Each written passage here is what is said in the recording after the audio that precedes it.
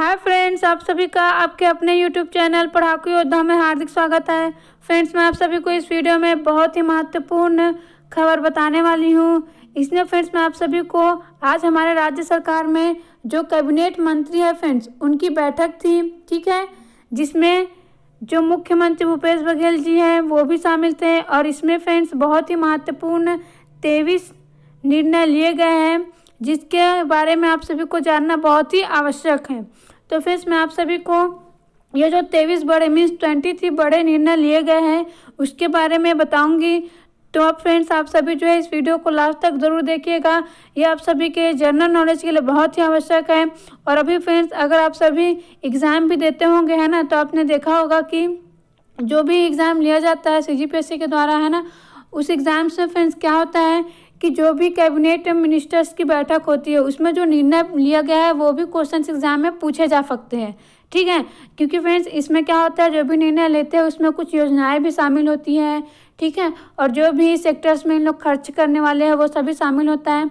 इसलिए आप सभी को इन सब के बारे में पता होना आवश्यक है। तो आप सभी फ्रेंड्स इस वीडियो को लास्ट तक ज़रूर देखिएगा। तो चलिए फ्रेंड्स मैं आप सभी को अब एक एक करके बताती हूँ कि ये जो 23 बड़े निर्णय लिए गए हैं उसमें कौन कौन सी बातें हैं।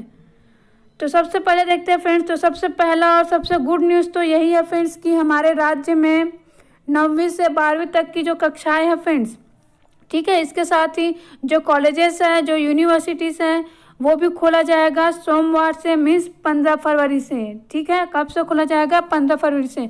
तो सबसे पहला तो महत्वपूर्ण निर्णय यही है। 23 जो निर्णय मैं आप सभी को बताने वाली हूँ उसमें सबसे पहला निर्णय तो यही लिया गया है हमारे राज्य सरकार के द्वारा कि 9वीं से 12वीं तक की जो कक्षाएँ हैं फ्रेंड्स है ना, इसके साथ ही जो यूनिवर्सिटीज़ है और जो भी कॉलेजेस है फ्रेंड्स उसको खोल दिया जाएगा 15 फरवरी से, ठीक है, जो कि सोमवार का दिन है।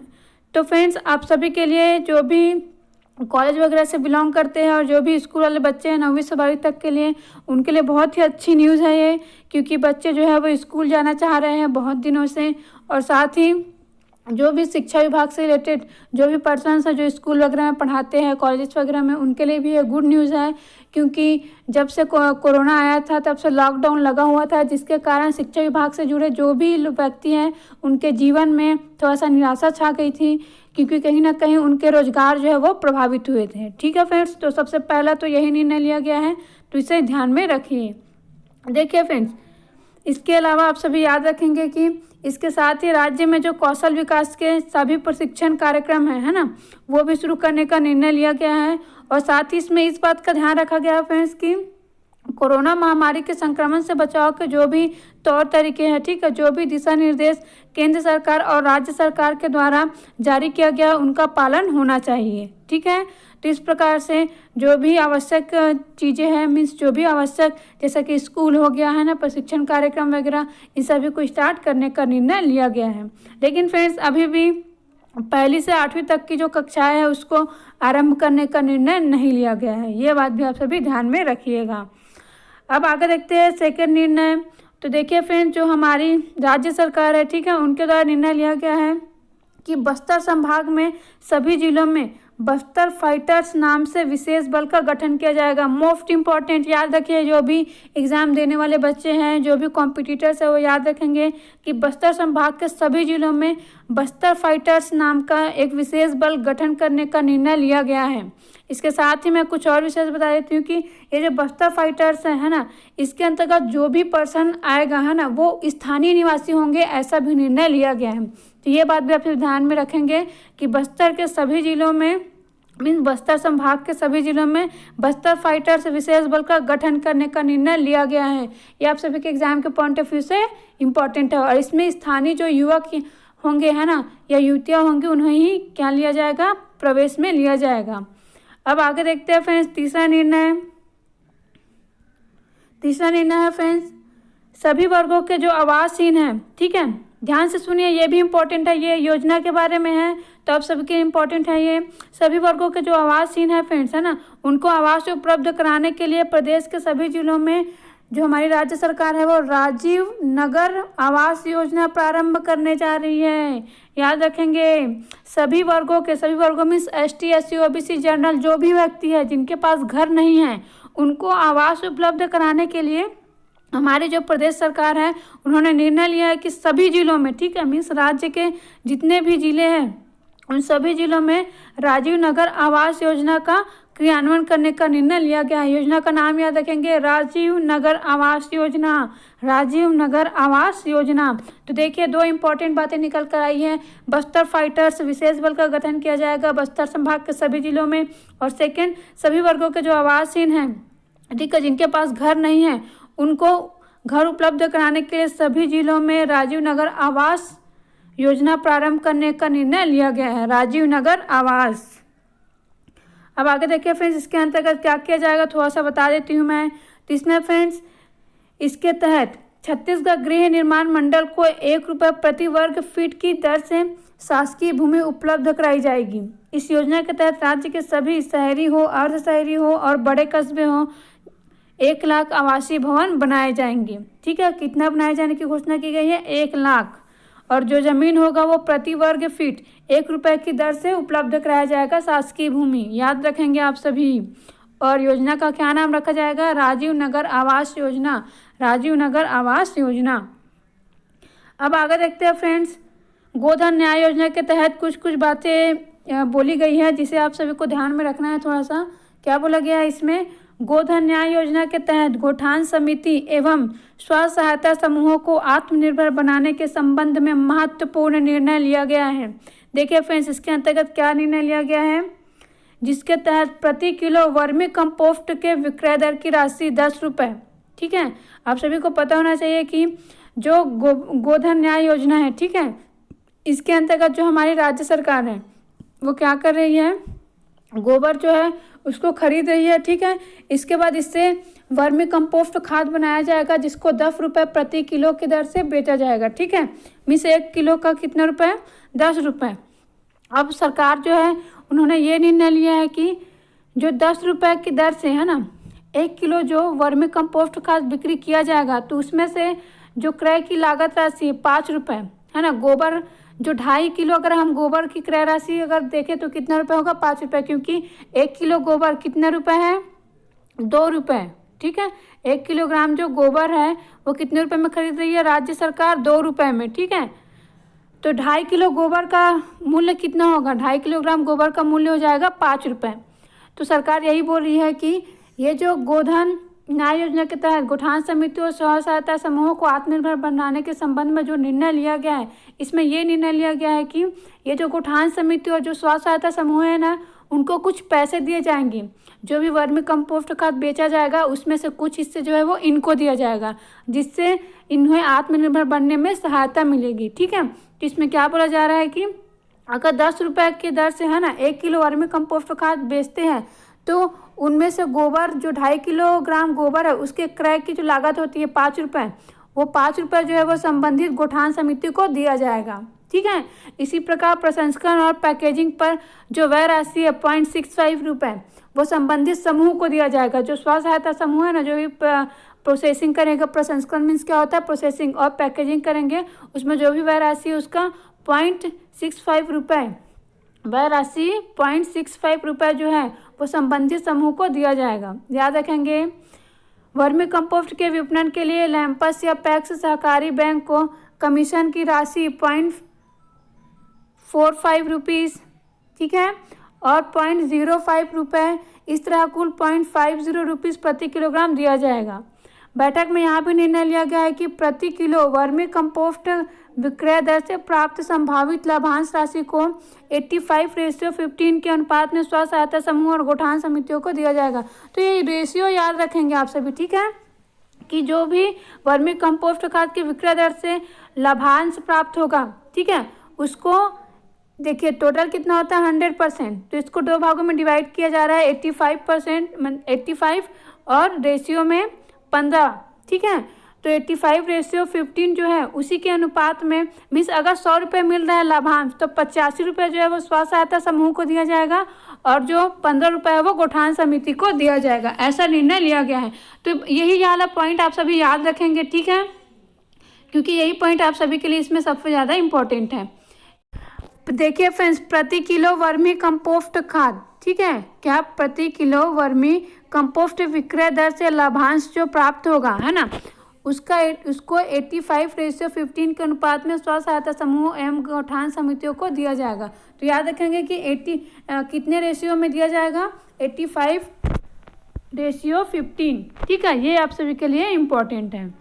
अब आगे देखते हैं फ्रेंड्स, आगे क्या है, पांचवा निर्णय देखते हैं। तो फ्रेंड्स पांचवा जो और छठवां निर्णय है फ्रेंड्स, वो जो नवा रायपुर है उससे रिलेटेड है। नवा रायपुर को एक अच्छे मीन्स जो नवा रायपुर अटल नगर है, अब इसका नाम अटल नगर रख दिया गया है ना, तो आप सभी याद रखेंगे इसको।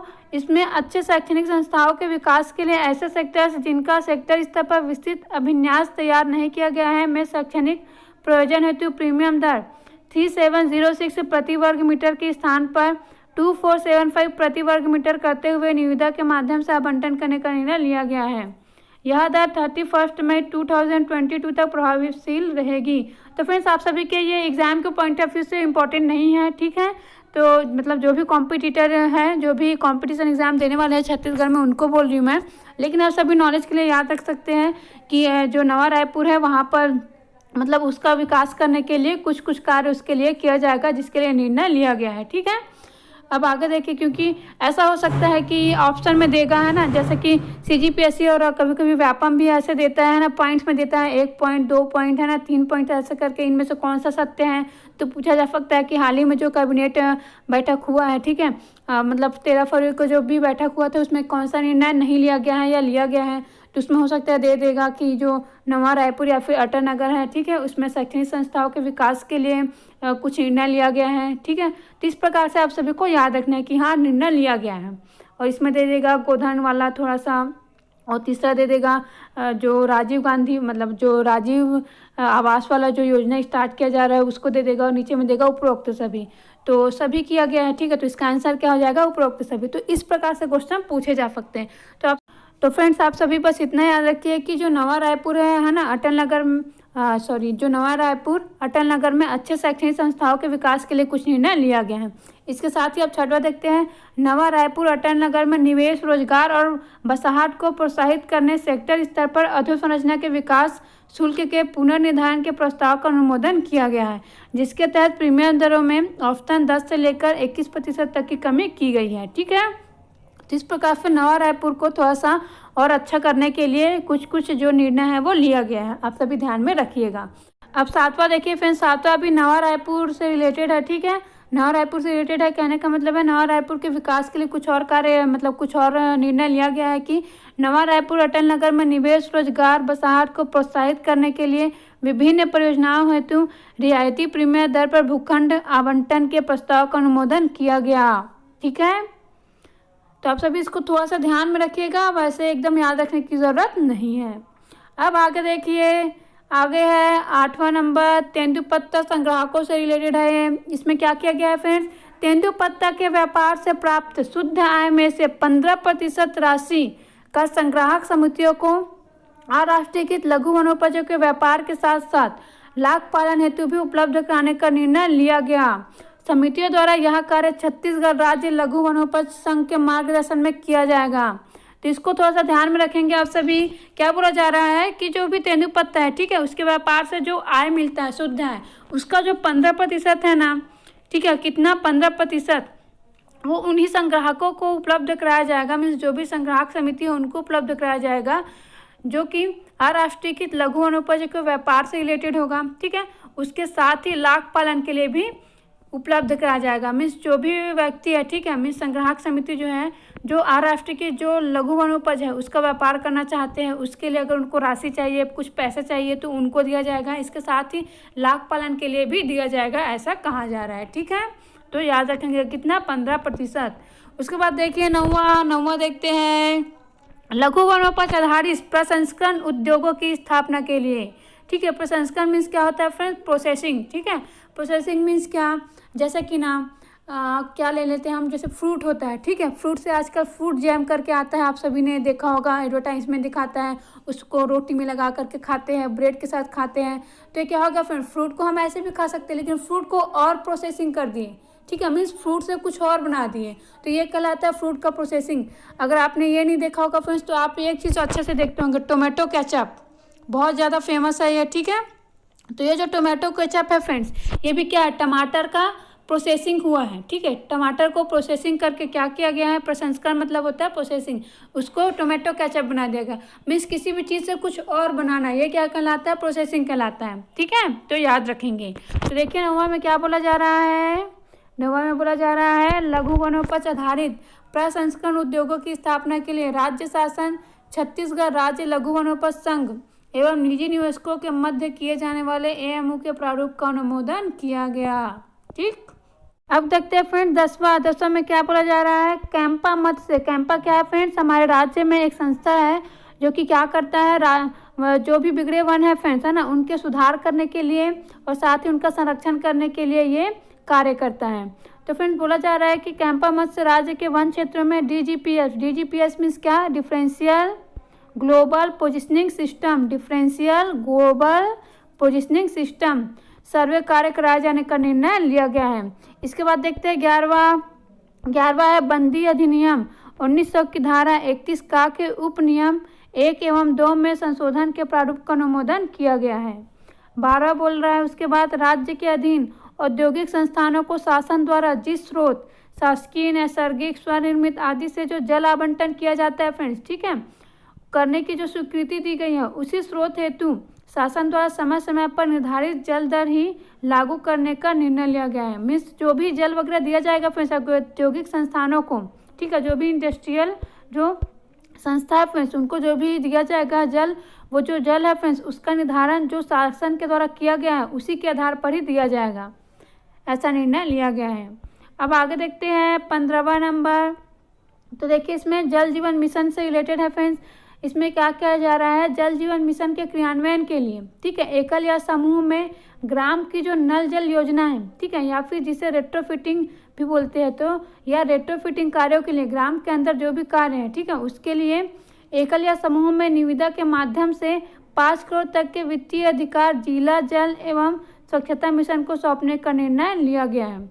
इसी तरह समूह जल प्रदाय योजनाओं के अंतर्गत ग्राम के बाहर के जो कार्य हैं, विभिन्न कार्यों के क्रियान्वयन से संबंधित समस्त अधिकार राज्य जल एवं स्वच्छता मिशन को सौंपा गया है। क्या बोला जा रहा है फ्रेंड्स, अगर ग्राम के अंदर जो भी कार्य है, ठीक है, उसको करने के लिए जल जीवन मिशन के अंतर्गत जो क्रियान्वयन है उसको करने के लिए वो सारे अधिकार 5 करोड़ तक के किनको दिया गया है, जिला जल एवं स्वच्छता मिशन को सौंपने का निर्णय लिया गया है। इसी तरीके से गांव के बाहर जो कार्य है फ्रेंड्स, है ना, जल प्रदाय संबंधी, उसको किसको देने का निर्णय लिया गया है, राज्य जल एवं स्वच्छता मिशन को देने का निर्णय लिया गया है। ठीक है, उसके बाद 16वां है शंकराचार्य आश्रम मानव सेवा तथा जन कल्याण हेतु ग्राम बोरिया कला तहसील वार जिला रायपुर में आवंटित भूमि की निर्धारित प्रब्याजी एवं भू नाटक राशि को माफ कर टोकन दर पर आवंटित करने का निर्णय लिया गया है। उसके बाद 17वां निर्णय लिया गया, रायपुर विकास प्राधिकरण को शासकीय भूमि पर निर्मित संपत्तियों को 1 रुपये प्रति वर्ग फुट, ये को नहीं है ना, ये के है, ठीक है, ये प्रिंटिंग मिस्टेक है यहाँ पर, तो ये रायपुर विकास प्राधिकरण के शासकीय भूमि पर निर्मित संपत्तियों को 1 रुपये प्रति वर्ग फुट की दर से आवंटन करने का निर्णय लिया गया है। उसके बाद 18वां बोल रहा है छत्तीसगढ़ आबकारी नीति वित्तीय वर्ष 2021-22 के प्रस्ताव का अनुमोदन किया गया है। अभी अनुमोदन वाला ही आएगा फ्रेंड्स, ठीक है। उसके बाद 19 जो बोल रहा है क्या है, छत्तीसगढ़ राज्य ग्रामीण एवं अन्य पिछड़ा वर्ग क्षेत्र विकास प्राधिकरण पुनर्गठन नियम 2020 में संशोधन के प्रारूप का अनुमोदन किया गया है। मीन्स देखिए जो विकास प्राधिकरण है, ठीक है, राज्य ग्रामीण एवं अन्य पिछड़ा वर्ग, उसमें संशोधन करने का अनुमोदन किया गया है। ठीक है, आज देखिए फ्रेंड्स 20वें नंबर का, तो 20वें नंबर में कौन सा निर्णय लिया गया है, छत्तीसगढ़ राज्य ग्रामीण एवं अन्य पिछड़ा वर्ग क्षेत्र विकास प्राधिकरण निधि नियम 2020 के प्रारूप का अनुमोदन। तो ऊपर क्या था फ्रेंड्स, विकास प्राधिकरण पुनर्गठन नियम था, ठीक है, उसमें संशोधन के लिए अनुमोदन किया गया था, और इसमें निधि नियम जो है 2020 उसके प्रारूप का अनुमोदन किया गया है। उसके बाद है 21 नंबर, तृतीय अनुपूरक अनुमान वर्ष 2020-21 का विधानसभा में उपस्थापन बाबत छत्तीसगढ़ विनियोग विधेयक 2021 के प्रारूप का अनुमोदन किया गया। उसके बाद 22वें नंबर में क्या बोल रहा है, बजट अनुमान वर्ष 2021-22 का विधानसभा में उपस्थापन बाबत छत्तीसगढ़ विनियोग विधेयक 2021 के प्रारूप का अनुमोदन किया गया। ठीक है, तो फ्रेंड्स ये जो है फ्रेंड्स ये अभी अनुमोदन वाला ही है, ठीक है, तो ये आप सभी जो है अपने जनरल नॉलेज के लिए सुन सकते हैं कि क्या क्या बजट में करने वाली है जो हमारी सरकार है वो, क्योंकि बजट भी आप सभी के एग्ज़ाम के आने वाले, अगर बजट आएगा अभी कुछ समय में, उसके बाद जो भी एग्ज़ाम होगा उसके लिए इम्पोर्टेंट होगा। ठीक है, तो इसके बाद देखिए 23वां नंबर 22 हम उधर पढ़ चुके हैं।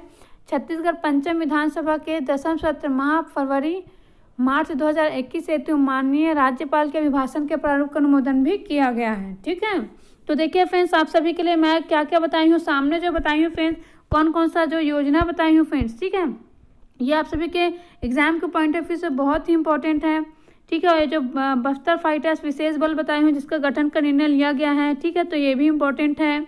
ठीक है, और इन सभी के बारे में जल्द ही जो बजट आएगा फ्रेंड्स, ठीक है, ये जो निर्णय लिया गया है ना, ये जल्द ही जो बजट पेश करने वाली है हमारी राज्य सरकार, उसमें अच्छे से और बताया जाएगा। ठीक है, तो आप सभी जो है ये निर्णय जो है अच्छे से, एक अगर आपको एक बार में देखकर समझ में नहीं आया हो, अगर आपने एक बार सुना और समझ में नहीं आया हो, तो आप सभी जो है एक बार और सुनिएगा, आप सभी को डेफिनेटली अच्छे से समझ में आ जाएगा। फिर भी अगर आपको कोई भी डाउट हो फ्रेंड्स, तो बेशक आप सभी मुझे कमेंट कर सकते हैं, मैं आप सभी को कमेंट बॉक्स में आंसर दे दूंगी।